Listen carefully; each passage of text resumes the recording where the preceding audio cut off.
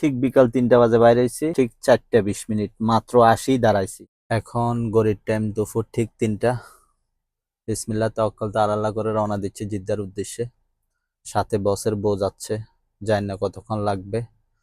জিদ্দা কি হচ্ছে, কোথায় যাচ্ছি, যতটুকু সম্ভব দেখানোর চেষ্টা করবো ইনশাল্লাহ। কথা হচ্ছে ইনশাল্লাহ জিদ্দায়। আজকে জিদ্দা আসছি মূলত এই কারণেই, এখানে কিছু টুকটাক অনুষ্ঠান আছে, মানে বসের বউ আসছে, বসের শাশুড়ি আসছে। সো যা কতক্ষণ লাগে আর কি, আমাকে থাকতেই হবে। বসের বউকে বসের বোনের বাসায় নামাই দিয়ে আমি চলে আসছি কালকে যে ড্রেসটা নিয়ে গেছিলাম সেটা আবার দিয়ে যাওয়ার জন্য। ওইটাতে নাকি সমস্যা হয়েছে, সেটা ঠিক করা লাগবে। বসের বউকে জিদ্দা নিয়ে আসছি, অনেকক্ষণ ধরে এখানে বেকার বসে আছি, মানে কোনো কাজ নেই বা কোথাও যাচ্ছি না। একটু নিরিবিলি এলাকা, আমি দেখাই।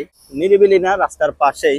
এই যে রাস্তার পাশে, এখানে অনেকগুলো গাড়ি, তো আমিও এই জায়গায় পার্কিং করে বসে আছি।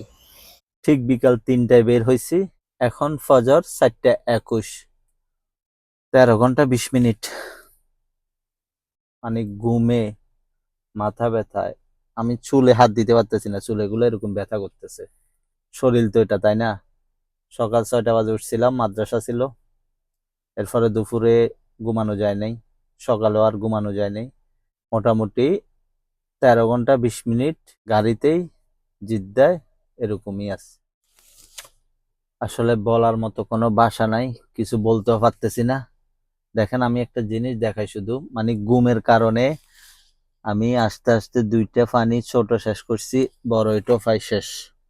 মানে শুধু পানি খাইছি ঘুমের জন্য। এই 1-1.5 ঘন্টা গাড়ি চালাইছি, পুরা গাড়িতে মানে চোখে ঘুম ছিল, এখনো চোখে ঘুম। চোখ মাথা সব ব্যথা করতেছে, কি আর বলবো। আসলে অন্যের পকেটের টাকা নিজের পকেটে ঢুকানো অনেক কষ্ট, অনেক কষ্ট।